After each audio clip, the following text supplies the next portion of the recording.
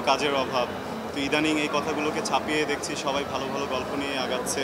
আরশ নামটা আসলে শুধু আমি একা না, অনেকগুলো মানুষের চেষ্টা মিলিয়ে আরশ। পৃথিবীর সবচেয়ে সুখী মা।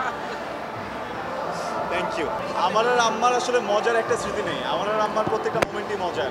ভালো ভালো কাজ হচ্ছে, সবার মাঝে একটা পরিবর্তন দেখা যাচ্ছে, সবাই চেষ্টা করছে ভালো কাজটা দেওয়ার। তো এই বিষয়গুলো যখনই দেখছি ভালো লাগছে, কারণ একটা সময় ছিল যখন মাঝে দিয়ে অনেক কথা উঠেছে যে গল্পের অভাব, ভালো কাজের অভাব।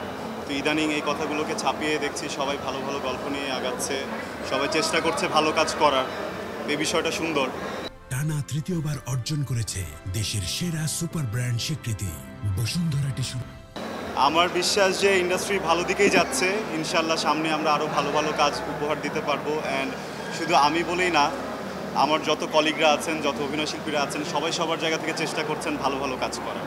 আপনাদের সবাইকে ধন্যবাদ, আমার সকল ফ্যান্সদেরকে ধন্যবাদ, বাংলাদেশের সবাইকে ধন্যবাদ, আমার পরিচালক রাইসুল কমল সহ আমার যত পরিচালক আছেন সবাইকে অনেক ধন্যবাদ।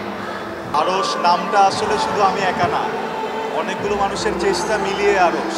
এই প্রত্যেকটা মানুষের কাছে আমি কৃতজ্ঞ এবং সবার প্রতি ভালোবাসা। Thank you. আপনারা সবসময় জন্য দোয়া করবেন। Thank you. আমার আর আম্মার আসলে মজার একটা স্মৃতি নেই, আমার আর আম্মার প্রত্যেকটা মোমেন্টই মজার, কারণ আসলে আমরা তো পৃথিবীতে এসেছি একটা সময় এবং একটা সময় আমরা চলেও যাব। তো আমরা চেষ্টা করি আমাদের প্রতিটা মুহূর্তে এনজয় করা। কখনো সেটা খুব আনন্দের হয়, কখনো কখনো বেদনার হয়, কিন্তু আমরা একসাথে থেকে যতটা উপভোগ করতে পারি সেই চেষ্টাটা সবসময় করি।